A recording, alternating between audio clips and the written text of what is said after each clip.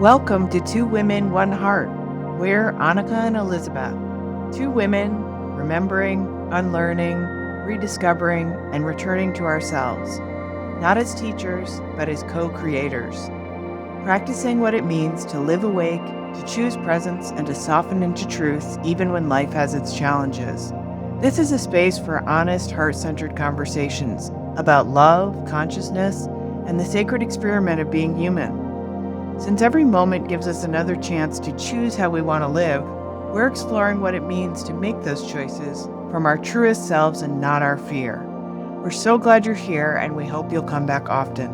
For now, take a breath, soften, and let's begin. Hi. Good morning. Well, morning for me. How are Good you? afternoon for me. I'm good. Thank you. How are you? Wonderful. Wonderful. Yeah. So we were having a little discussion beforehand on what to speak on today. And I said, why not introduce ourselves and also in the topic of self-love and consciousness and expansion and all that, because that is what brought us together. And yeah, so I can start introducing myself. So I'm Annika. And I am living in Sweden and I do conscious energy work. I guide clients in their expansion journey. I easily can tune into the energy that hold people back for their returning to their true essence. And so I do that a lot. And I guide people to remembering who they truly are. And then I didn't know I was going to do this. It's something that happens when you expand into your own wholeness, into your own fullness. So, and I don't know what to call it. Maybe I'm a consciousness facilitator but I feel just like Annika most of the time. And I have abilities that I can use to serve and guide people. So, Beautiful. Beautiful. thank you. Yeah, thank you. Who are you? And who am I? What a question. Yes. So I'm Elizabeth and I live in the States. I live in Connecticut. And as you were speaking, I was thinking, I do what you do, but I do it in a different way. And I do it in a way that maybe I don't use that language. So I help people understand themselves through the language of food and body. So I help people. What I'm really doing is helping them come back to themselves. I'm helping them expand their consciousness when it comes to their relationship to food. I'm assuming Sweden is similar, but in the States, the food relationship can be very controlling and rigid, and there's not a lot of harmony and joy. So I help people explore that relationship. And of course, as we do that, we're exploring all areas of life because they're all connected. So it's wonderful, beautiful work that I really enjoy. That is my second career because I did my first 20 years of work in the corporate world in America, being an actuary, where I was following that rigid programming without really listening to myself. And so one of the reasons I do what I do now is because the journey of listening to myself has brought me here. So, and brought me to you. And that's one of the ways that we met. I actually think we met through Dr. Kim Duramo's program. I think the first time we met was through her business program. Weren't you in Awakening Your Business? Awaken Your Yes. Business? Yeah, I think Yes. that's the first time. So it was understanding that you can do business in a conscious, expanded, heart-centered way, which again isn't the message you normally get most of the time. And then we've gone on to be in a few other programs of her work. And with our mutual friend Anna Yes, from yes, Sweden. Yes. yes. And And we it's, had the pleasure of meeting in person last yes, we year. did last Yay, that year was in amazing. California. Yes, So wonderful. I was so happy I saw you and yeah. Arlene. Arlene, yeah, that was Yeah. And wonderful. I'm like, wow, you do Beautiful. have a body under the Yeah. face. So I see you in the Zoom Yes. rooms. Yeah. So Yes. it's funny when you said we do the same thing and yeah, we do. And I also felt the connection between us, and like, of course we're doing this together. I'm like with the body and awareness around food and everything. I'm like, I'm so needing that. And you like talking about consciousness and expansion, and that's what I guide people. Like, it's so Mhm. beautiful. It's Mhm. so obvious. Mhm. Makes me giggle a little bit. Meaning that we're filling a few of the holes for each other. Is that what you're Yes, saying? Yeah. Yeah. yes. Yes, because I know I often come to you with my consciousness questions or my expansion questions, and that's why I love having these conversations because my mind is trying to understand and it can't quite wrap its head around it even as I'm doing it. Even as I am already doing it, my mind is still trying to figure it out. So that's why these conversations I think are so valuable. Yes, and I also felt something else, and it's the on the topic of, you've been in the corporate world, and I've been in similar environments, and I feel like we learn the structure, and then we realize, well, we're not supposed to be in that structure. We are supposed to follow something else, and that it's our own truth. And that is a somewhat turbulent unlearning. Um, but it's amazing when you realize that that is possible. And the mind goes, how do I do that? And the body says, well, follow the truth with it, which is the language that the body speaks always. So it's like such a beautiful thing. Not easy, but always right, I feel. I would agree with that, especially the not easy part. Mm. Um, and I know that my mind sort of took my new path and tried to use the old framework.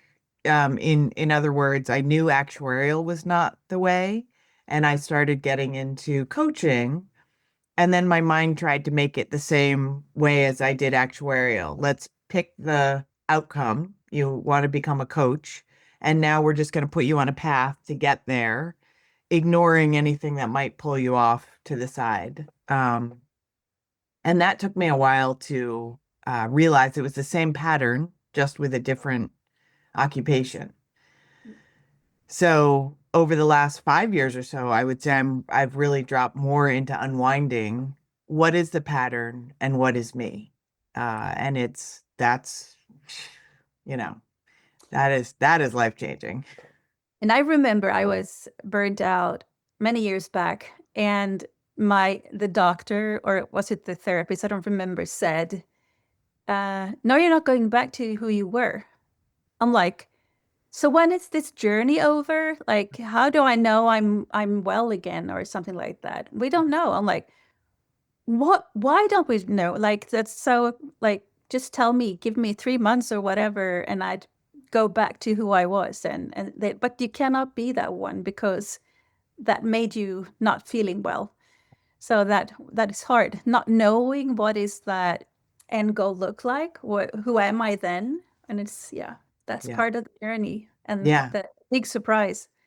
And I Oh, think one of the hardest things to hold is yeah, that unknown because from such a young age, especially in the States, I mean, how many times does somebody ask a young person, what do you want to be when you grow up? yeah, Or here when too. they're in college, what are you going to do with that? What's your major? Where are you going to go with that? Yeah.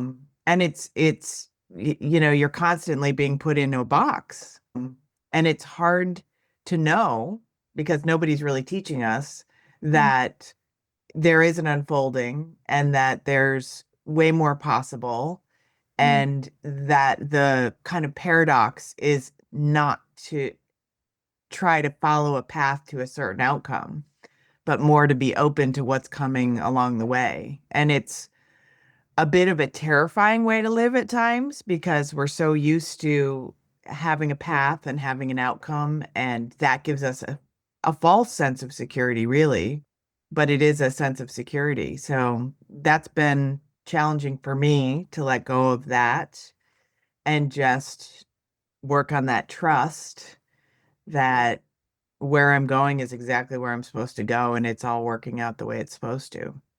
and the surrendering. I mean, that is trust, but also just basically let go of everything and be water.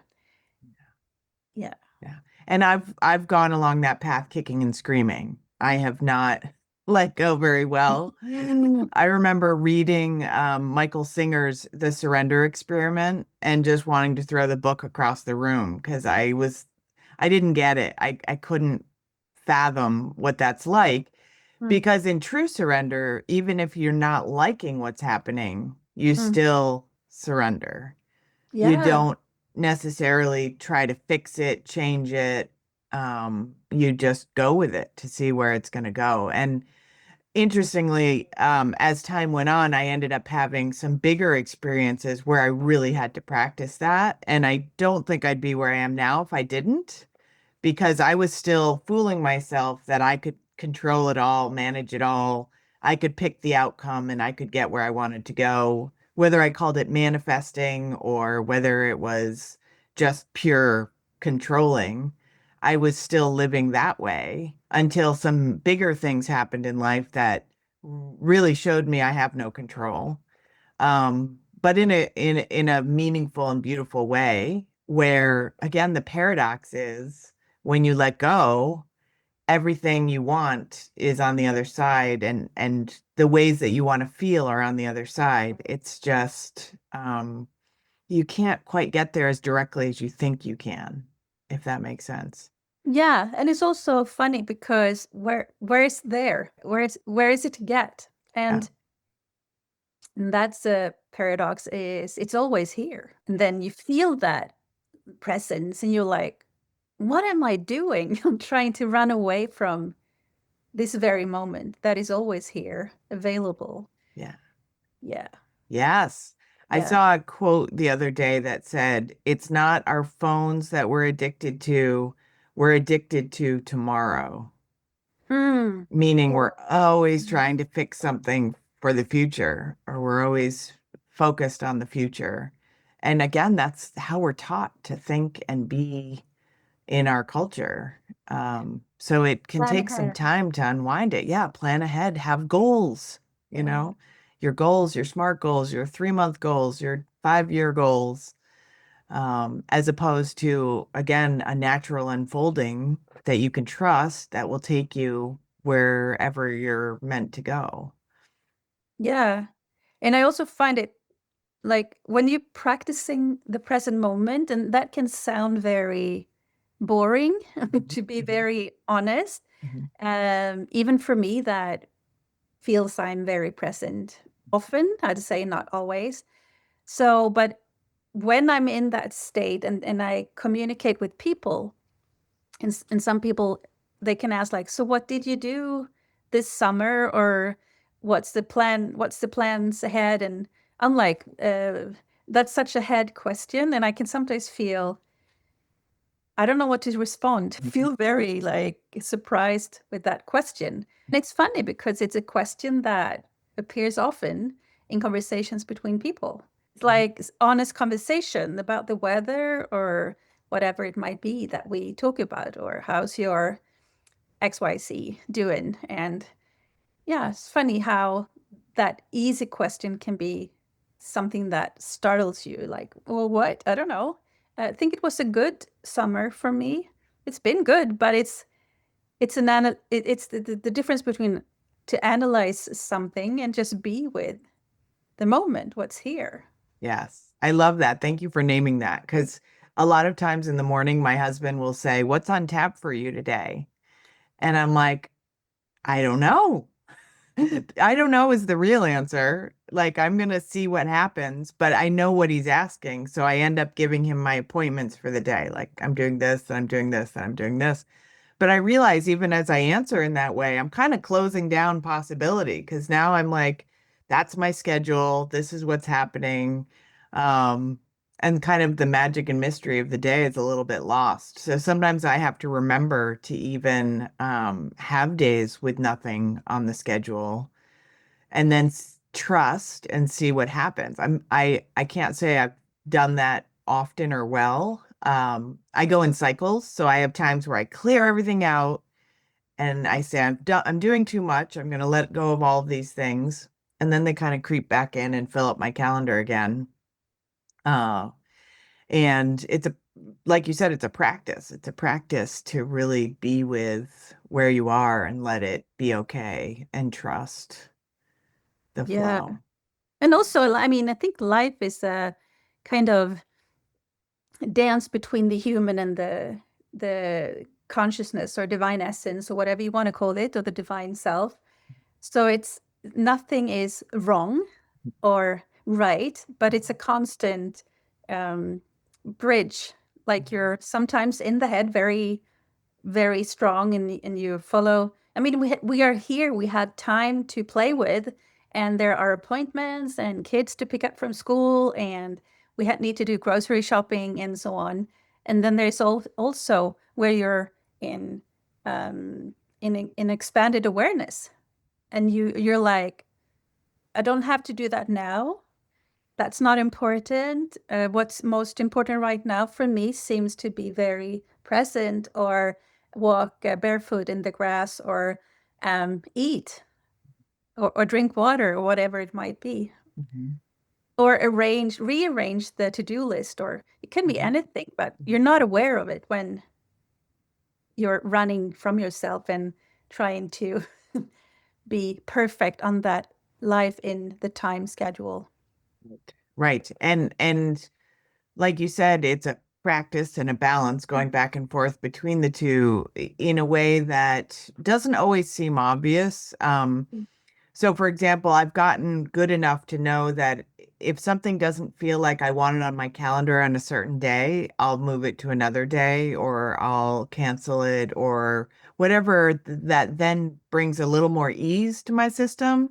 And that's how I realize, okay, that's the kind of flow I'm trying to follow. It doesn't mean don't have anything scheduled. It doesn't mean never do anything, but it means listen to myself when it comes time to schedule something or when you get that little ping of, oh, yeah, that would be the perfect timing. That's when you're like, oh, yeah, that's when I'm happy to put it on my calendar. But oh, no, on this other period of time, I really want some spaciousness and I can feel that. So I'm going to make sure that I honor that and not fill it with all these things that I know I'm not going to want to be present with when it comes along. Sometimes it's a last minute decision. Sometimes you can kind of know. And sometimes I think the hardest part for me is probably honoring the last minute decisions. I have a mentor I work with who'll talk about even if she has a trip planned on an airplane, if that morning she doesn't feel like flying is the right thing, she will cancel. And I'm like, oh God, I don't know if I can do that. But that's what truly I have listening to yourself is. obligations. Yeah, exactly. Yeah. I paid the money for the ticket. I am, I've got plans in place. I can't not do this. But I also think that's where sometimes the divine will intervene and you'll have an illness or an injury, and all of a sudden you can't do some of these things because maybe they weren't in your best interest, but your mind was just trying to control and run the show. So it's very Yeah. magical. Yes, it's, and also we were um, talking about the topic of self-love, that it's not like it doesn't have to be a self, what's that word? Like be good with doing this, think of the calories, or think of walking every day, think of this and that, which are good. But then there's self-love, and that is listening to deeply. And I haven't canceled the flight yet either, but I'm getting so much better on listening to Mhm. that voice inside. And for me, it's like I feel so deeply energy. So when it's, you talked about a bit of stagnation, or your body goes into closure, that is like a hard yes or no, whatever that might be. Like say or no, like don't do that. But so many times I don't listen to it because just a little bit more. I'm doing this landing page on a thing, and I'm like it's fun, but my body is all just go outside. Yeah, but just a little bit more, and that is working or doing something against my true nature. Yeah. Yeah. Yes. And I So would I have say, like a thing going on between mind and heart. Yeah, yeah, definitely. I have that a lot. We were just talking about that this morning, where I lived most of my life in my mind, and I would say I'm just learning how to open my heart and have the two communicate in a new way, which still feels pretty foreign to me. And when it happens, it's magical, it's beautiful. When it doesn't, I'm learning not to judge myself. I'm learning to stay open or stay present or let go of what my mind wants to tell me about that situation. But absolutely, it's a practice to even know what that feels like. Um, yeah. How did that evolve for you? I think we've talked about that once before, but The listening to the body or yeah, the communication between mind and heart. Well, yeah. so I've been burned out 2 times and nearly 3 times, and that would maybe tell someone that I'm not a fast learner, but that is my story. And something that was or is apparent now, and it has been for quite some time, is how energy sensitive I am. I feel energies really easily. I feel where it's not in like fluidity and where it's stagnant, and I feel where it's fluid and easy and light. Um, and the more I honor that and take my decisions based on the fluidity and lightness, the easier life is, or the more fluid life is for me. And that wasn't something that I understood in the beginning. I'm just like, what is this storm going on in my system? I was sitting in this environment working on the computer, and I was doing reports and so on. And I felt so many different like energy bodies of people, and the stress and the rage and the sadness, and someone's neck pain was very apparent in my body, and then I could feel someone in another room got a meltdown because something on the computer crashed, or and it was like so much information that was showing itself for me at the same time because I was totally open. So then I started seeking, or well, I have been that doing that since 30 years back, but seeking more in depth how to nourish me more. And I can feel like I've been since then when I decided to do it, not by only curiosity, doing, mediumship or whatever it might be. That was for the curiosity of it. But when I started to seek from the heart, like I need to do this for me, then the right opportunities started to show up because I asked something greater than the head or my mind or my survival mind for help. And I didn't know what that would look like. And first, it looked like a married couple. The one was a doctor that I came to when I got burned out the last time. And his wife, she was a brilliant um,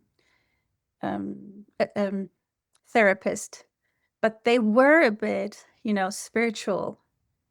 So we could communicate in a really beautiful way. And then it opened up to more spiritual contact with other people. And that is, I look, applied for theta healing when that got, you were supposed to go there, like they didn't allow online courses. And this was in London in one place, and I felt I couldn't afford it. It was the hotel and the flight and the 2 weeks education was not for a someone with a salary. When you're ill, you get sjukpenning. I don't know what the word is in English, but when you're ill, you get some governmental support and just a little part of the your own salary. But then they decided to do them online, and I got to expand into, you're the creator, or the creatorship, and so on. And that expanded my awareness, on consciousness a whole lot. And then it just kept on moving me from there to Dr. Kim Durama, where I met you, and now it's Sue Water. She's not my mentor, but brilliant. Then I did all the other parts, with quantum field, parallel realities, extraterrestrial connection, or consciousness, or oneness consciousness, or like everything was a field that I explored, but Yeah. always from the heart. And then, as you said before, I can feel when I'm doing this landing page, I go back to that old, I just have to finish this. It's still fun, but the body's like, go outside, drink water, Yeah. take a Yeah. nap. Yeah. That's such a beautiful story. And what I'm hearing in it is there is some quote unquote work to do. It's not necessarily instant. For some people it is. And that's always fascinated me. Some people immediately sort of are there in the Yeah. sense that they are more open and they are aware of how to flow.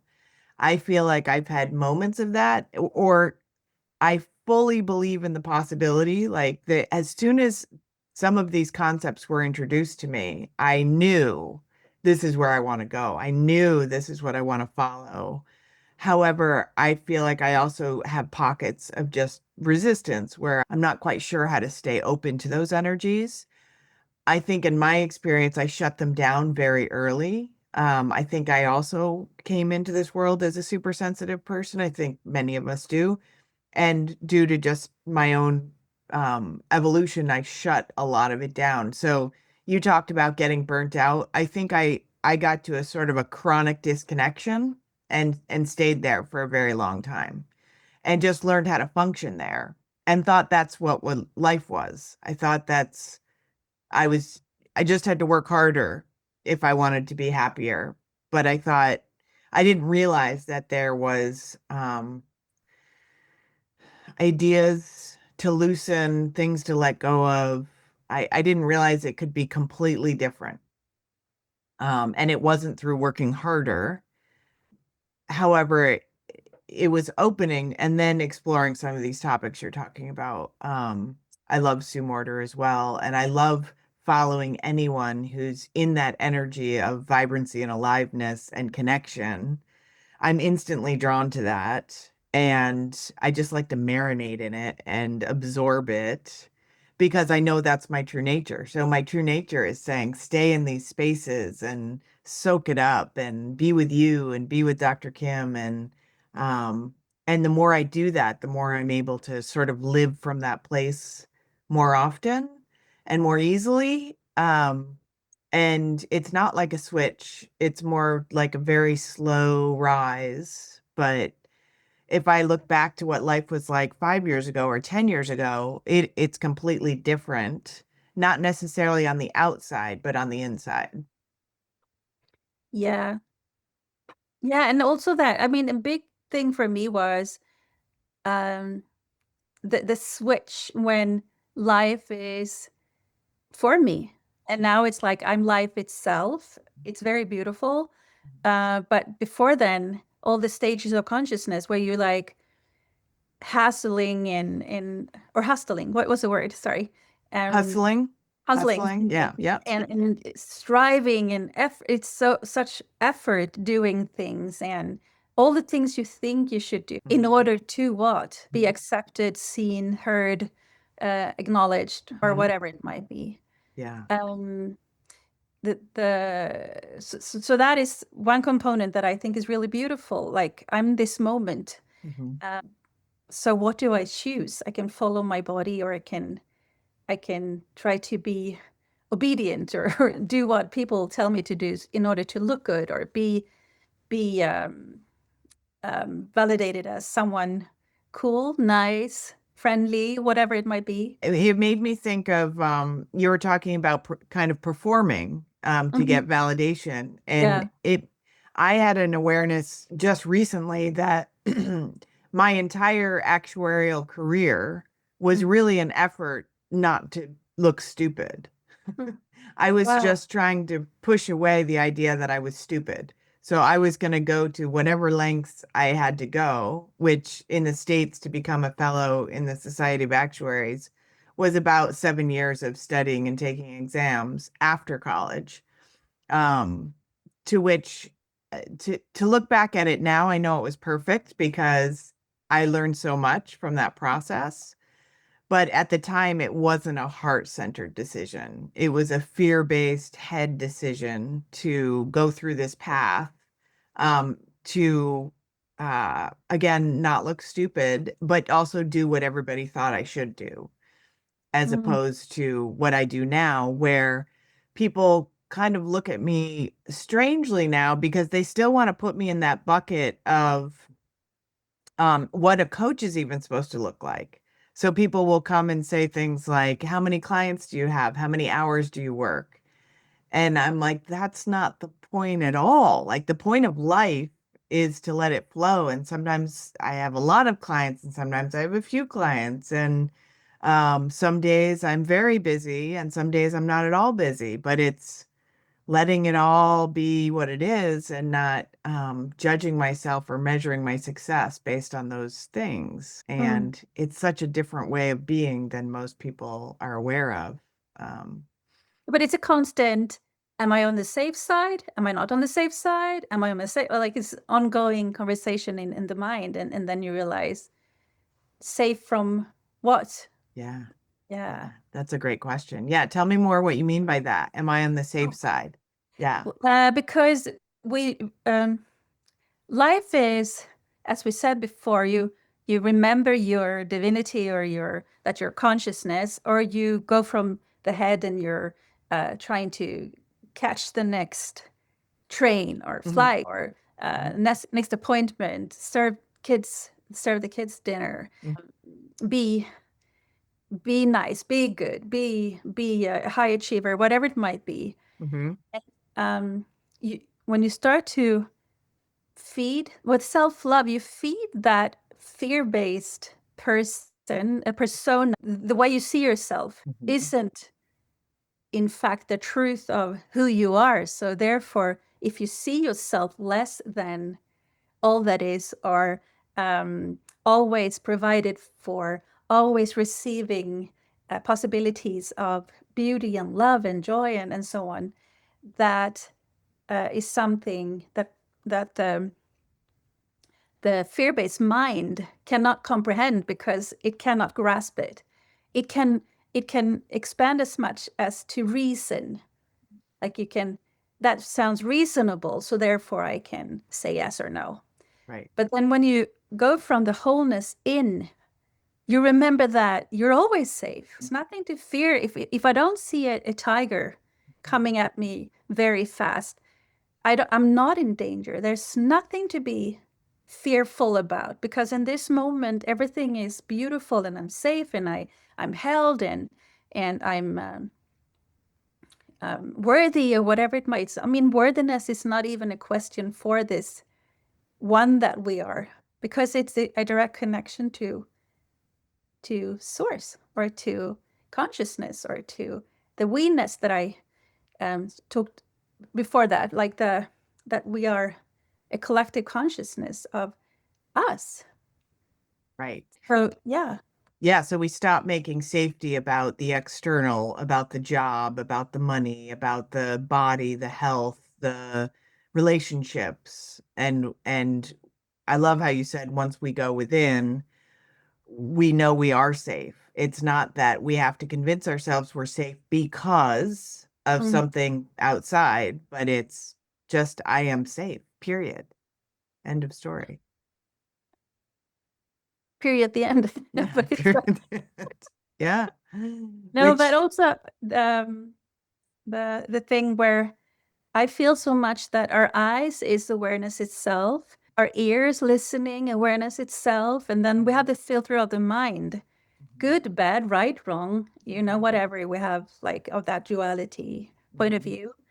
But then it's like, if I know I'm awareness itself or consciousness, and I have this fear, like fearful or the scared little one inside, I can just use the consciousness that I am, or source self, to just, I'm nothing to be afraid of. I'm here. Keep nurturing and feeding that fear-based pattern with love and presence and safety and whatever it might be, and it will start to unwind, and start, that energy that is kind of frozen will start to move, because energy wants to be in movement, in motion, right? So when I feed it acceptance and love and all that, it will start to move, because that is a really high frequency for that one in stagnation. And I feel like that's where I have been more recently. Just way more aware of how that nurturance and that feeding is thawing the frozen parts. Mm. Um, Although I'm curious, when you still have the moments where you feel frozen, even if you know cognitively that there's expansiveness, there's consciousness, that you're divine, that there's so much more than you are, do you ever experience just still feeling frozen, or not being able to really feel the embodiment of that? Or are you at a point in time where you always feel that embodiment at this point in time? I feel fear. Okay. Um, and it can be like, um, speaking my truth in some environment. It's like I say it, and when it's opposite of what someone suggests or say, and I speak my truth, um, my whole system can go bananas, and it's like a storm inside, and I'm like, this is such a weird response to that situation, but it's big. But also, that is a beautiful thing, that it's such a big burst of energy all of a sudden moving. The response is to control the energy, not just to show that all this is going on in the body. The beauty is that it's already moving. If I just can help that move a little bit more, it's already coming out of the system.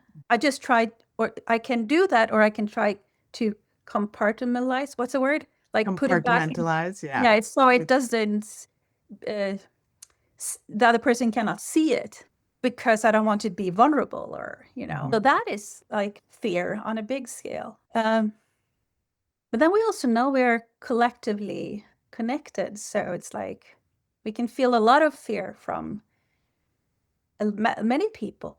That's Or true. in the ancestral line, we have the epigenetics. Like we have a lot of imprints and codes in our system, and we are here to shift it if we choose to. Yeah. So then it's like, be present, allow it to move through. And as I stay with my mom, I say to her, I have a moment. Can you give me some space? And not that we argue, but like I feel a lot of energy. And to my, like, that's what's good for me, is that she's very sensitive to energies too, not as sensitive in the depth of my body as I am, but we can communicate in many layers of communication, both with nervous system and energy field and so on. So that is good. But I give myself more space now to allow that energy to move through. And I love how you described that, because I have a perfect example. In that later today, I'm actually giving a testimonial for my gym. Mm. And I actually offered to give the testimonial because what I want to say is I want to speak to the people who are focused on so much more than just appearance. And I want to say this is a great place to come if you're just trying to get mentally stronger, if you're trying to, um, uh, if you're healing from something. Like when I started at this particular gym, I was healing from some traumas, and just going and lifting weights made me feel stronger, both mentally, emotionally, and physically. But it's the common paradigm again in the States is you go to the gym to make sure you look better.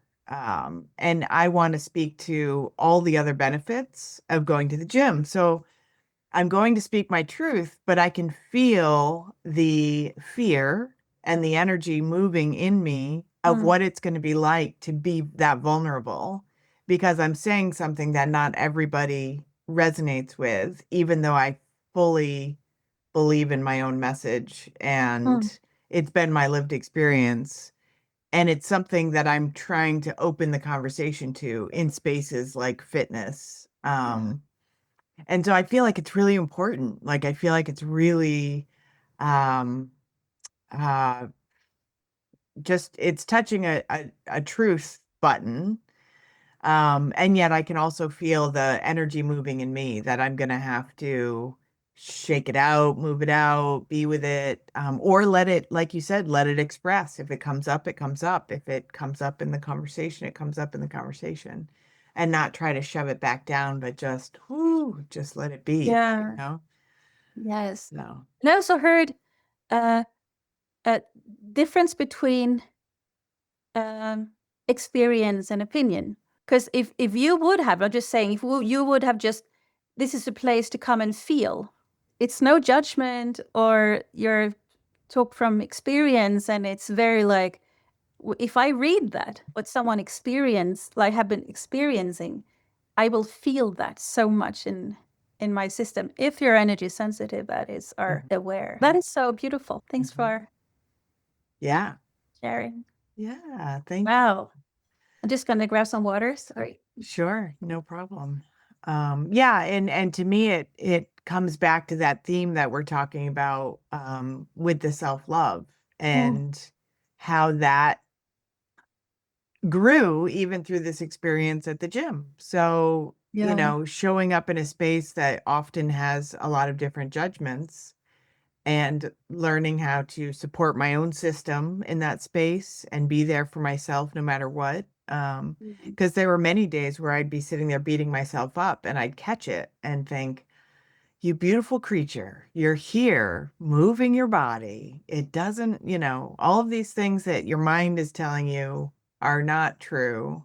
And just being with just the appreciation for even being able to be there and move. And Mm. that's what made me really appreciate the people in the space for creating that environment too, which is why I wanted to do the testimonial because I was thinking, there are so many gyms I've been in that didn't have that energy, that didn't have that openness Oh to wow. meeting you where you are. And yeah, but so again, tying in just that it gave me an opportunity every week to go in and practice self-love. Mm. Because the gym is just one of those places where I would bring a lot of judgment. Yeah. And just showing up for myself every week was a way to, you know, bring it down. So, I celebrate you. I have yet to start my gym membership here in Sweden. One of yeah. these days. Yes, when your body says it's time and Yeah. when it feels good to your body. Yeah. So, yeah, because I think we take care of ourselves in all kinds of different ways and it doesn't have to be Mm. the gym. It could be the ways you go out and walk and Yeah. are just in nature. I love that too. Yeah, me Um, too. So so much. yeah, there's so many all of our bodies like to express in different ways. So that's part of it too, is listening to what is your way for your body to express and connect with itself, because there's infinite ways. What a beautiful way to end Yes, I today's call. agree. I agree. Well, thank you so much for having this conversation again today. I love it. Um, Too. and yeah, I love the connection. Me too. All right, until next time. Thanks, Yeah. Annika. Thank you for joining us on Two Women, One Heart. We hope something here opened up a little space in you or reminded you of what's already true. We're all learning to live from that awareness together. This podcast is part of the practice of remembering for us too. If this episode was meaningful, please subscribe or leave a review. It helps us to reach others. And if someone you love would benefit from this conversation, We'd love it if you'd pass it along. If we mentioned any links or resources, you can find them in the show notes. Until next time, be kind to yourself and stay curious. What if this moment were already enough? We'll talk soon.